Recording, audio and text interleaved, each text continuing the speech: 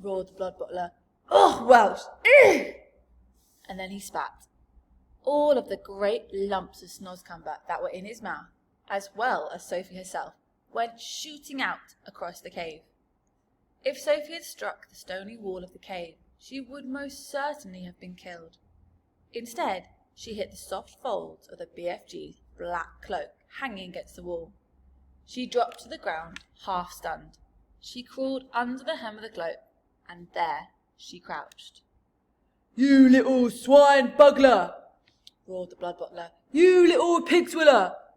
He rushed at the BFG and smashed what was left of the snozzcumber over his head. Fragments of the filthy vegetable splashed all over the cave. "You is not loving it?" the BFG asked innocently, rubbing his head. "Loving it?" yelled the Bloodbottler. "That is the most disgustious taste that is ever clutching my teeth. You must be bubbles to be swalloping sluts like that. Every night you could be golloping off happy as a hamburger and gobbling juicy human beans." "Eating human beings is wrong and evil," the BFG said. "It is guzzly and glumptious," shouted the Bloodbottler.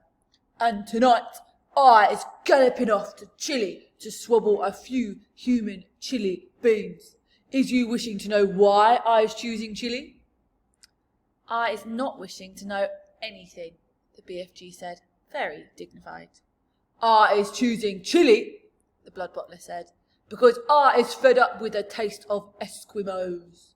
It is important I has plenty of cold eat in this scuddling hot weather, and the next coldest thing to an Eskimo is a chili bean. Human beans from Chile is very chilly." "Horrible," the BFG said. "You ought to be ashamed." "Other giants is all saying they is wanting to gallop off to England tonight to guzzle school chidlers," the Bloodbottler said. "I is very fond indeed of English school chidlers. They has a nice inky booky flavour. Perhaps I will change my mind and go to England with them." "You is disgusting," the BFG said.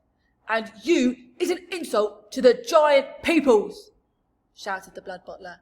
"You is not fit to be a giant. You is a squinky little squiddler. You is pibbling like pipsqueak. You is a cream puff nut." With that, the horrible blood-bottling giant strode out of the cave. The BFG ran to the cave entrance and quickly rolled the stone back into place. "Sophie," he whispered. "Sophie, where is you? Sophie!" Sophie emerged from under the hem of the black cloak. "I'm here," she said. The BFG picked her up and held her tenderly in the palm of his hand. "Oh, I is so happy to be finding you all in one lump," he said. "I was in his mouth," Sophie said. "You was what?" cried the BFG. Sophie told him what had happened. "And there I was telling him to eat the filthy snozzcumber, and you was all the time inside it," the BFG cried.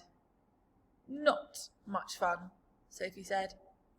"Just look at you, you poor little chidler," cried the BFG. "You is all covered in snozzcumber and giant spit." He set about cleaning her up as best he could. "I is hating those other giants more than ever now," he said. "You know what I should like?" "What?" Sophie said. "I should like to find a way of disappearing them, every single one." "I'd be glad to help you," Sophie said. "Let me see if I can't think of a way of doing it."